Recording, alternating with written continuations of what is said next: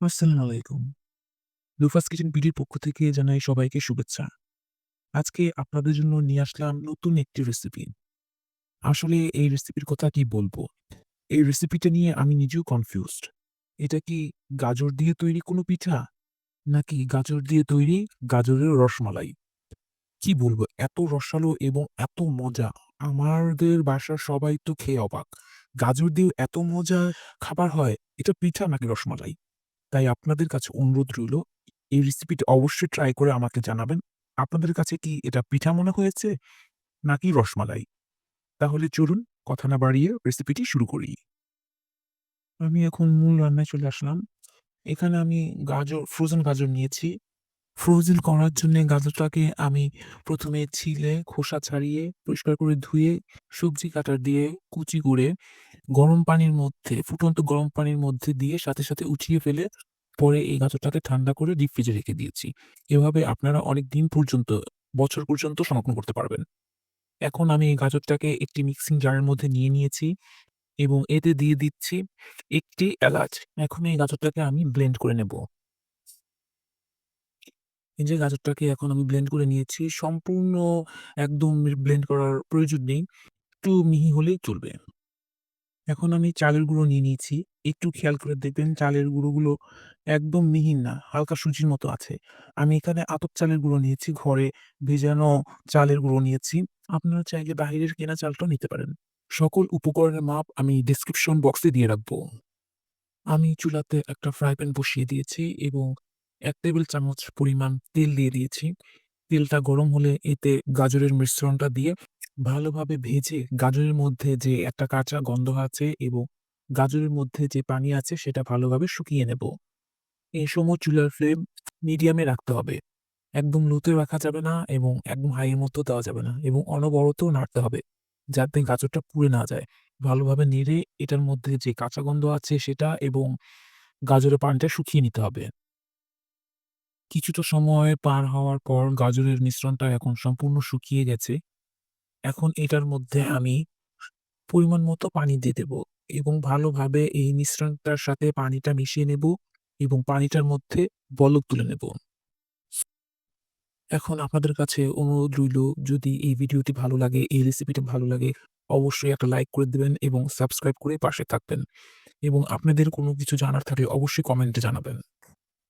আমি আমার সাধ্যমতো চেষ্টা করব আপনাদের প্রশ্নের উত্তর দেওয়ার। এখন আমি এর মধ্যে পরিমাণ মতো লবণ দিয়ে দিচ্ছি। লবণ দিয়ে আবার এই মিশ্রণটাকে মিশিয়ে নেব। গাজরে এই মিশ্রণটার মধ্যে বলক চলে এসেছে। এখন আমি এর মধ্যে চালের গুঁড়োটা দিয়ে দেব এবং চালের গুঁড়ো দিয়ে অবশ্যই অনবরত নেড়ে নিতে হবে। এই সময় চুলার ফ্লেম মিডিয়াম টু লো তে রাখতে হবে এবং এই মিশ্রণটাকে অনবরত নাড়তে হবে। না হলে এই চাউলের গুঁড়োগুলো দলা পেকে যাবে, তখন এই ডেজার্ট আইটেমটা ভালো হবে না। খাবারের সময় মুখে দানা লাগবে এবং চাকাও লাগবে। ভিডিওর সুবিধার্থে কিছু সিন আমি কেটে দিচ্ছি এবং কিছু সিন আমি স্পিড বাড়িয়ে দিচ্ছি। কিছুটা সময় পার হওয়ার পর মিশ্রণটা একটু ঘন হয়ে এসেছে। যে পর্যন্ত মিশ্রণটা একটু নরম ডোতে পরিণত হচ্ছে, সেই পর্যন্ত এই মিশ্রণটাকে এভাবে নাড়তে হবে। মিশ্রণটা এখন জাল হতে সুন্দর একটা নরম ডোতে পরিণত হয়েছে। এখন এই ডোটাকে নামিয়ে ফেলবো।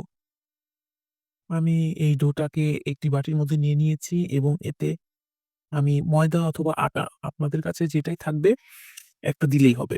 দিয়ে দেব এখানে। দিয়ে এটাকে আমি ভালোভাবে মিশিয়ে নেব। মিশিয়ে নেওয়া হয়ে গেছে। আটা বা ময়দা দেওয়ার কারণটা হচ্ছে শুধু চাল দিয়ে পিঠা বানালে পিঠাটা সফট হবে না। কিন্তু আটা বা ময়দা দিলে সুন্দর একটু সফট হবে, ভালো লাগবে খেতে। এখানে আমার একটা ভুল হয়ে গেছে। আমি মাঝখানে পিঠাগুলো বানানোর সময় যে ভিডিওটা করেছিলাম সেটা রেকর্ড হয়নি। তার জন্য আমি আন্তরিকভাবে দুঃখিত।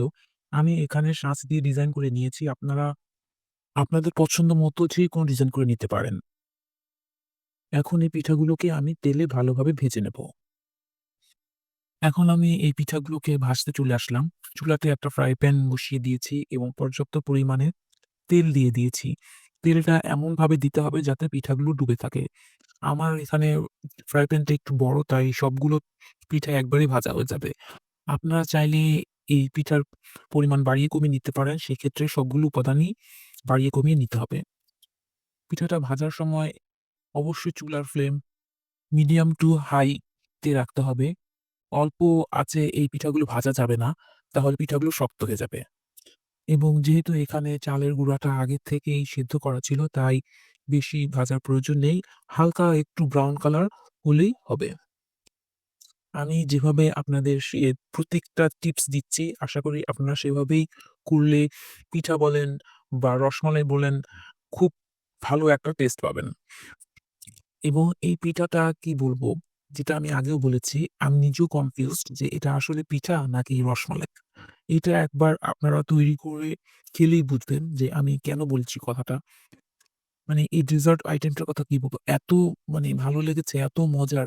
আমার ফ্যামিলির সবাই পছন্দ করেছে, খুবই পছন্দ করেছে। আপনারা অবশ্যই আমাকে জানাবেন আপনাদের কাছে কেমন লেগেছে এই ডেজার্ট আইটেমটা। এই পিঠাগুলো এক পাশ ভাজা হয়ে গেছে। একটু খেয়াল করলে দেখতে পারবেন হালকা ফুলে উঠেছে। দেখতে খুব সুন্দর লাগছে। আপনারা খেয়াল করবেন যে আমি হালকা ব্রাউন করে নিচ্ছি। এর থেকে বেশি ভাজার প্রয়োজন নেই। এখন উল্টে দিয়ে এরকমই আরেকটু লাল করে নিলেই হয়ে যাবে। এপাশ ওপাশ সুন্দর একটা গোল্ডেন কালার আসবে। দেখতে খুব সুন্দর লাগবে। এখন এই পিঠাগুলো সম্পূর্ণ ভাজা হয়ে গেছে। আমি এই পিঠাগুলো এখন সম্পূর্ণ তুলে নেব। এখন বলতে চাচ্ছি যারা আমার চ্যানেলটাকে সাবস্ক্রাইব করছেন তাদের অসংখ্য ধন্যবাদ। এবং যারা এখনো সাবস্ক্রাইব করেননি অনুরোধ রইব আপনারা সাবস্ক্রাইব করে দিবেন প্লিজ। এখন পিঠাগুলো আমি একটি প্লেটে তুলে নিয়েছি। সামনে থেকে দেখিয়ে দিচ্ছি পিঠাগুলো কতটুকু ক্রাঞ্চি হয়েছে উপর দিয়ে এবং ভিতর দিয়ে একদম নরম তুলতুলে। আপনারা হয়তো ভিডিওতে বুঝতে পারছেন না। আপনারা যখন এটা তৈরি করবেন তখন বুঝতে পারবেন।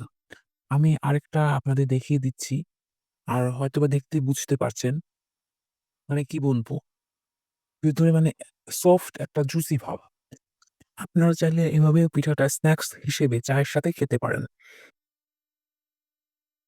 এখন আমি সেকেন্ড পার্টে চলে আসলাম। এই পিঠাটাকে রসে ভিজানোর জন্য দুধের রস তৈরি করে নেব আমি এখানে। দুধের শিরা তৈরি করে নেব। এখানে আমি ০.৫ কেজি দুধ নিয়েছি। ০.৫ কেজি দুধটাকে আমি জাল দিয়ে শুকিয়ে নেব। বেশিক্ষণ জাল দেওয়ার প্রয়োজন নেই। বলক আসার পর ৫ মিনিট জাল করলেই হবে। গরুর দুধে এখন বলক চলে এসেছে। আপনারা দেখতে পাচ্ছেন। আপনারা খেয়াল করবেন আমি কিভাবে দুধটাকে জাল করছি। মালাইটা তুলে বারবার নেড়ে মালাইটা ভেঙে দিচ্ছি। এতে দুধের মধ্যে একটা মালাই ভাব হবে। খেতেও খুব ভালো লাগবে। তাই আমি যেভাবে মানে মালাইটা ভাঙার পরে দিয়ে কিছুক্ষণ আবার এভাবে রেখে দিচ্ছি। মালাইটা পড়ার পর আবার এভাবে নেড়ে দিচ্ছি। আমি এখানে এলাচ বা দারচিনি কিছুই দেইনি। কারণ দুধের যে একটা ফ্লেভার আছে, যে একটা ঘ্রাণ আছে, সাথে গাজরের ফ্লেভার অসাধারণ। আপনারা নিজে ট্রাই না করে বুঝতে পারবেন না। এখানে আমি এখন চিনি দিয়ে দিয়েছি। চিনিটা দেবার পর চিনিটাকে এই মিশ্রণের সাথে ভালোভাবে মিশিয়ে নেব। এখন এই দুধের শিরাটা সম্পূর্ণ তৈরি। এখন আমি এই দুধের রসের ভিতরে পিঠাগুলো দিয়ে দেব। পিঠাগুলো দেবার আগে একটি ছুরি অথবা কাঁটা চামচ দিয়ে পিঠাগুলো এপিঠ ওপিঠ একটু ফুটো করে নেবেন। তাহলে এর মধ্যে রসগুলো খুব সুন্দরভাবে ঢুকবে। পিঠাগুলো দুধের রসে দিয়ে দেওয়ার পর আমি এর মধ্যে বলক তুলে নেব। বলক আসার পর ১ মিনিট এভাবে রেখে পরে চুলাটা বন্ধ করে দিয়ে ঢেকে রেখে দেব ২-৩ ঘন্টার জন্যে। আমি ৩ ঘন্টা পরে ফিরে আসলাম। পিঠাগুলো রস খেয়ে একদম রসে টইটুম্বুর হয়ে রয়েছে। আপনারা হয়তো খেয়াল করলে বুঝতে পারবেন পিঠার সাইজটা একটু বড় হয়ে গেছে। আর যে রসে আমি ডুবিয়েছিলাম মালাই আপনারা হয়তো লক্ষ্য করতে পারছেন। মালাই বোঝা যাচ্ছে ভিডিওতে। একদম রসালো একটা ভাব। আমি এখন আপনাদেরকে একটি পিঠা কেটে দেখাচ্ছি ভেতর দিয়ে কতটুকু রসালো হয়েছে এবং কতটুকু সফট এবং জুসি হয়েছে। আপনারা ভিডিওতে বুঝতে পারবেন কিনা জানি না। একটু খেয়াল করে দেখতে পারবেন এবং ভেতরের রংটা খুবই সুন্দর এসেছে। গাজর দিয়ে যে তৈরি করা গাজরের একটা রং চড়তা রং খুবই সুন্দর লাগছে। আজকে তাহলে ভিডিওটি এই পর্যন্তই। আশা করি দেখা হবে নেক্সট ভিডিওতে। সেই পর্যন্ত ভালো থাকবেন, সুস্থ থাকবেন এবং অবশ্যই নিরাপদে থাকবেন। আল্লাহ হাফেজ।